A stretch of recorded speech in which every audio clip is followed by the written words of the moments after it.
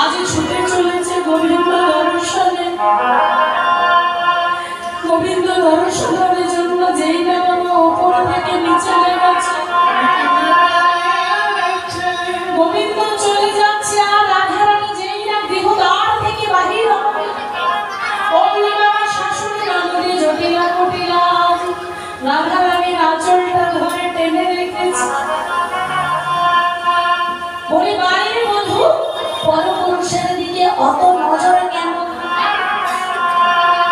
কেমন করে বোঝাই বলো যে গোবিন্দ আমার হৃদয়ের প্রাণের প্রাণটা, যে গোবিন্দ ছাড়া আমি কিচ্ছু বুঝি না, যে গোবিন্দ আমার নয়নের রবি, আমার হৃদয়ের রবি, সেই গোবিন্দ যখন আমার কাছ থেকে চলে যাচ্ছে, তথাপি আমি আমার গোবিন্দের কাছে যেতে পারছি না, আমার গোবিন্দকে দর্শন করতে পারছি না।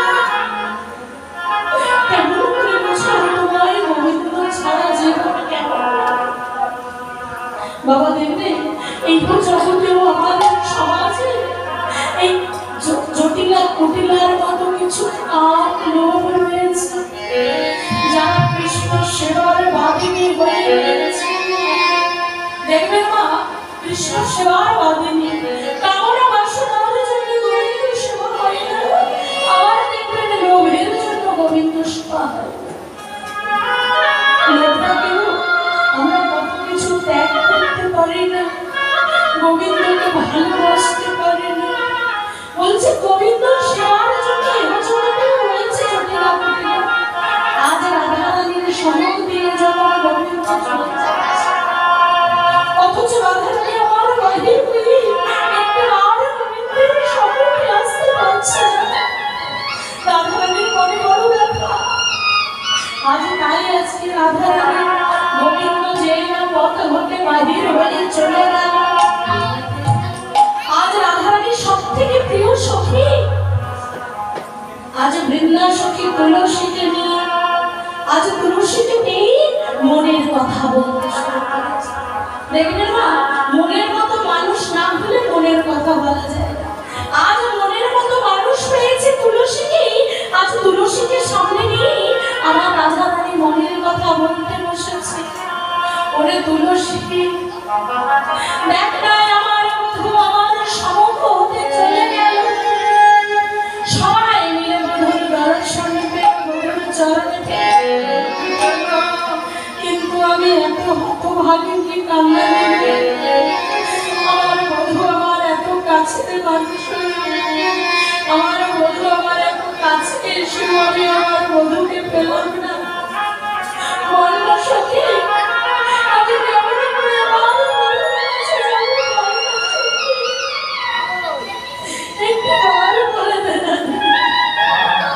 যে বধূর জন্য আমার জীবন, যে বধূর জন্য আমি শুধু আমি নয়নের জলে মুখ ভাসিয়ে হাত কৃষ্ণ প্রাণ গোবিন্দ বলে কাঁদে। বলে রে, আমি আমার বধূকে কেমন করে আমার কাছে পাবো? আজ তুলসী বলছে, রাধে তোর বধূকে কেমন করে পাবি? তোর যখন বধূর লাগে এত মনে কষ্ট, এত যন্ত্রণা, তবে রয়েছিস কেন? জানা বধূর কাছে চলে যায় না। ওমা, যদি মন থেকে কাউকে ভালোবাসা যায়, বসে বসে নয়নাশ্রু বিগলিত করার কি আছে? কৃষ্ণের কাছে চলে গেলেই যে হয়, একটি বার গিয়ে বললে হয় বধূ আমি তোমার। ওরা ভালো একটি বার আমার হৃদয়ের কাছে আমার হৃদয়ের সাথে আসে।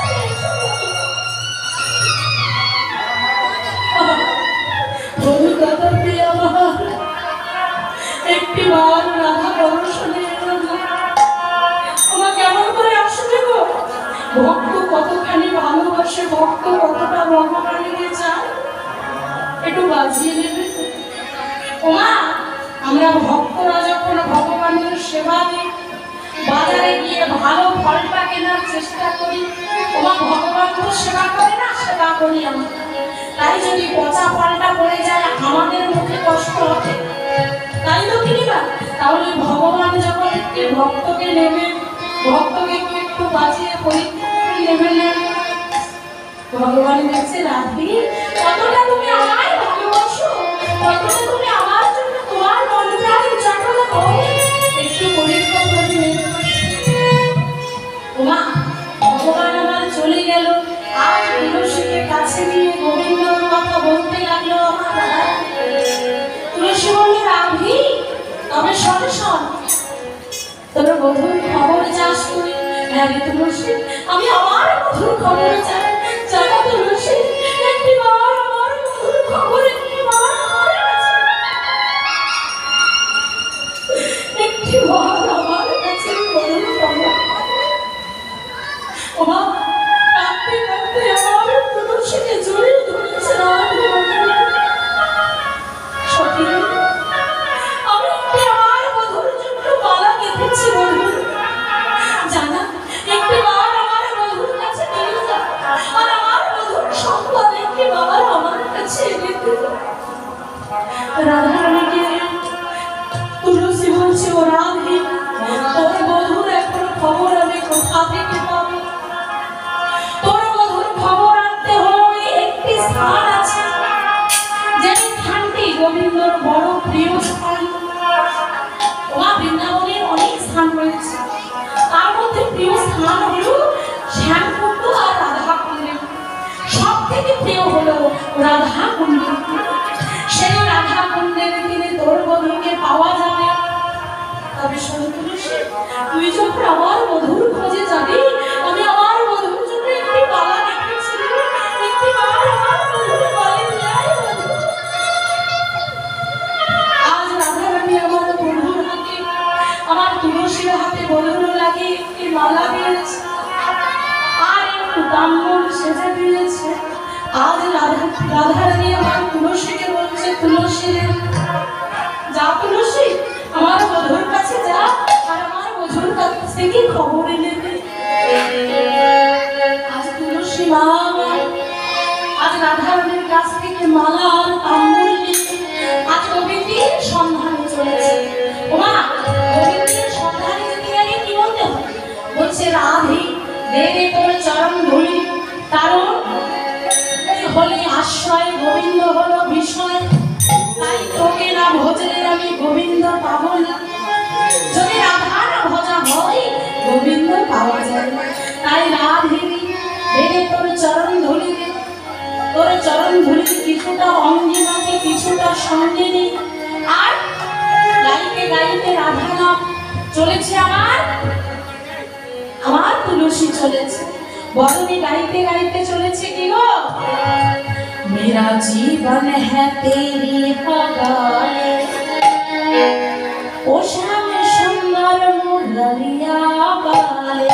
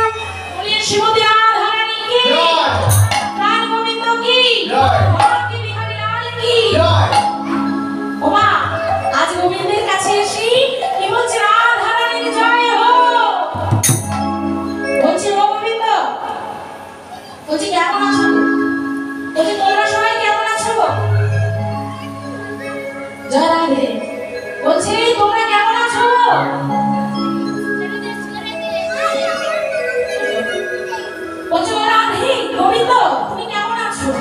বলে আমি কেমন আছি সেটা জানার আগে বলো রাধারানী কেমন আছে। বলছে রাধারানী কেমন আছে? বলছে রাধারানী কেমন আছে সেটা তুমি বুঝবে। ওমা সেই যেই না বলেছি আজ মালাটা নিয়ে গোবিন্দের গলে পরিয়ে দিয়েছে। আর যেই না গোবিন্দের গলে পরিয়ে দিয়েছে আমার গোবিন্দ রাধারানীর পরশে আজ তুলসীকে জিজ্ঞেস করছে, তুলসী বলো না তুলসী আমার রাধারানী কেমন আছে? আমার রাধারানীকে একটিবারও আমার কথা মনে করে না। আজ তুলসী গোবিন্দকে আজ রাধারানীর কথা বলছে।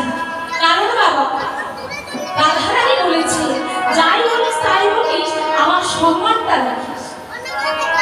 আমার মেয়েরা দেখবেন মান করে কিন্তু ধরা দেয় না। আজ রাধারানীর কাছেই তুলসী প্রতিজ্ঞাবদ্ধ গোবিন্দের কাছে সে মানের কথা বলল। তাই আজ ধরা দিল না। আজ রাধারানীর জন্য ওই গোবিন্দের গলায় পরিয়ে দেওয়া মালাটা আবার ফেরত নিয়ে তুলসী আজকে চলে গেছে।